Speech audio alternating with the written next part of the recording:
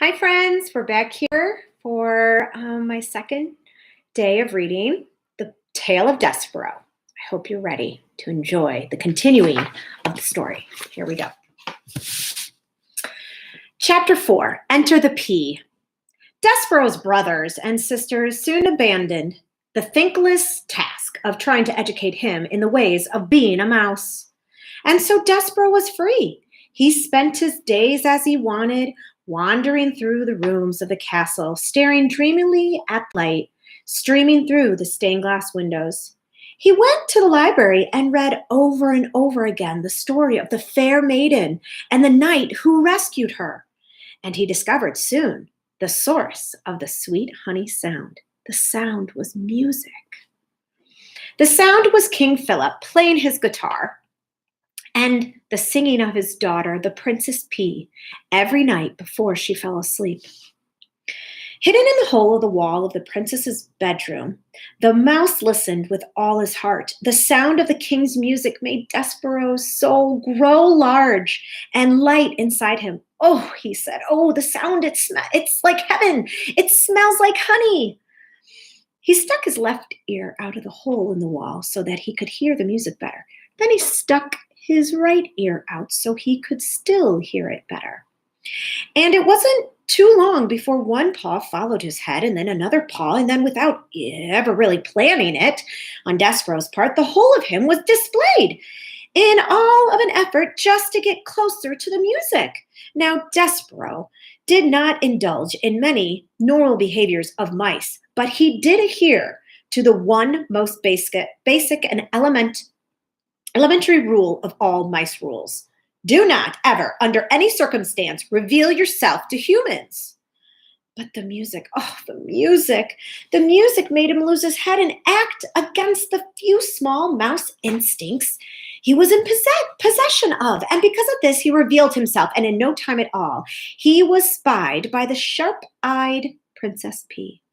"Oh, Papa," she said, "look, a mouse!" The king stopped singing. He squinted. The king was nearsighted. That is, anything that was not right in front of him was very difficult for him to see. "Where?" said the king. "There," said Princess Pea, pointing. "Oh, my dear Pea, that is a bug, not a mouse. It's much too small to be a mouse." "No, Papa, no, it's a mouse." "A bug," who the king said, who liked to be right. "A mouse," said the Pea, who knew she was right. As for Despereaux, he began to realize that he had made a very grave error. He trembled, he shook, he sneezed. He considered fainting. "He's frightened," said the Pea. "Oh, look, he's so afraid. He's shaking. I think he was listening to the music. Play something, Papa." "A king play music for a bug?" King Philip wrinkled his forehead. "Is that proper, do you think? Wouldn't that make this into some kind of topsy-turvy, wrong-headed world if a king played music for a bug?" "Papa, I told you he's a mouse," the Pea said. "Please." "Well, if it will make you happy, I, the king, will play music for a bug." "A mouse," corrected the Pea. The king adjusted his heavy gold crown. He cleared his throat. He strummed his guitar and started to sing a song about stardust. The song was as sweet and light as the shining light through the stained glass windows, as captivating as a story in a book. Despereaux forgot about all his fears. He only wanted to hear the music. He crept closer and closer still until, readers, he was sitting right at the foot of the king. Chapter 5, What Furlong Saw. The Princess Pea looked down at him and smiled. Here she is. She's so beautiful. And while her father played another song, a song about deep purple falling over sleepy garden walls, the princess reached out and touched the top of the mouse's head. Despereaux stared up at her in wonder.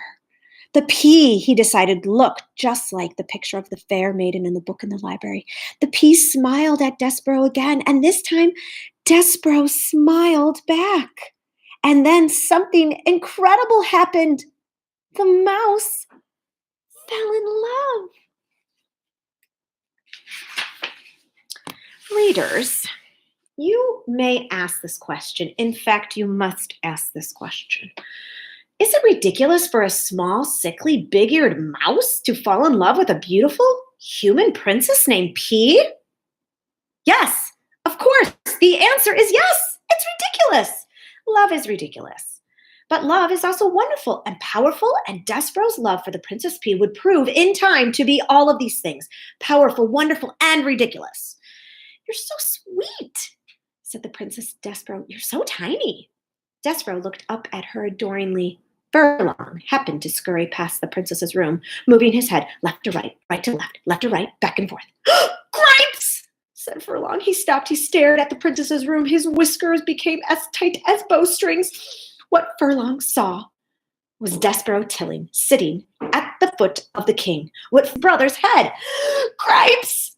Shouted Furlong again. Oh, Grapes! He's nuts! He's a goner! And executing a classic scurry, Furlong he had just seen. Chapter 6. The Drum. Oh, he simply cannot be my son, Lester said. He clutched his whiskers with his front paws and shook his head from side to side in despair. Of course he's your son, said Antoinette. What do you mean he's not your son? That is a ridiculous statement. Why must you always make these ridiculous statements? You, said Lester. This is your fault. The French blood in him is making him crazy. C'est moi, said Antoine. C'est moi. Why must it always be me who takes the blame? It is your son as much as a disappointment as it is your fault as mine. Something must be done, said Lester. He pulled on a whisker so hard that it came loose. Unthinkable! Ugh, you're so dramatic, said Antoinette. She held out a paw and studied her painted nails.